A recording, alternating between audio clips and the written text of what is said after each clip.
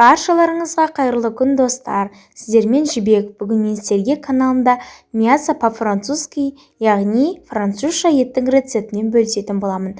Бұл өте тез дайындалады және дәмі міндетті түрде сіздерге ұнайтын болады. Бізге таба қажет, табамызды щеткамен майлап аламыз. Одан кейін картопымызды жуып, ашып тазалап, енді картопымызды қазір кесетін боламыз. Осылай дөңгелекше етіп, жіңішке етіп кесеміз, видеода көрсетілгендей.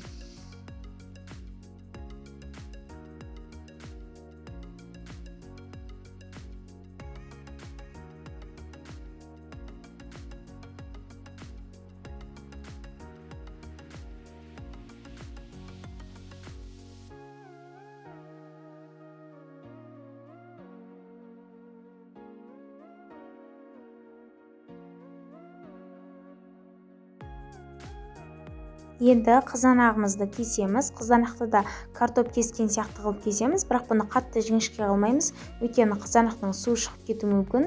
Сол себептен пышақпен бұны қатты жіңішке қылмай кесеміз. Енді картоптарымызды бағанағы майланған табамызға бір қатар қылып төсеп шығамыз. Екі қатар қылмаймыз, өйткені картоптарымыз піспей қалуы мүмкін. Тек бір қабат қана қылып осылай жасаймыз, картоптарымызды жайып шығамыз. Енді оның үстінен майонезімізді жағамыз. Осыны майонезді арнайы пакетке салып, басқа жағын кесіп, осылай жүргізіп шығамыз. Ары қарай бұның бетін щеткамен жағып шығамыз. Енді менде қазір мына жерде етке пияз қосамыз, дәміне қарай тұз қосып, қара бұрышымызды қосып, қолымызбен жақсылап тұрып араластыратын боламыз. Осылайша біз фаршымызды дайындап аламыз.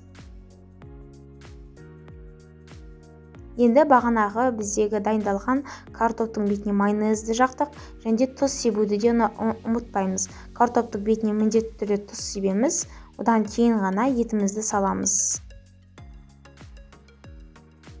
Еттің барлығын салып, қолмен дұрыстап жайып, тегістеп шығамыз.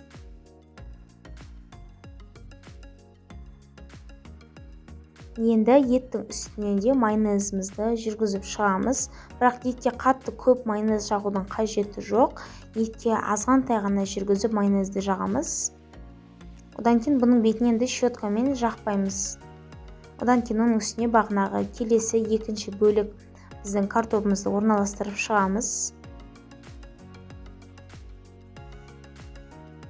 Картопты да бір қабат қылып орналастырамыз. Одан кейін оның бетіне шым тұзымызды себеміз картопқа. Одан кейін оның бетіне де майонезімізді жағып, ары қарай щеткамен барлығын картоптың бетіне қарай жағып шығамыз.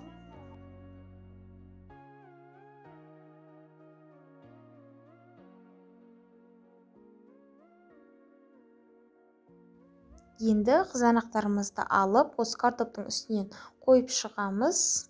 Кесілген қызанақтарымызды тек қана араларын сәл алшағырақ қылып, оның бетінен де майонезімізді жағамыз.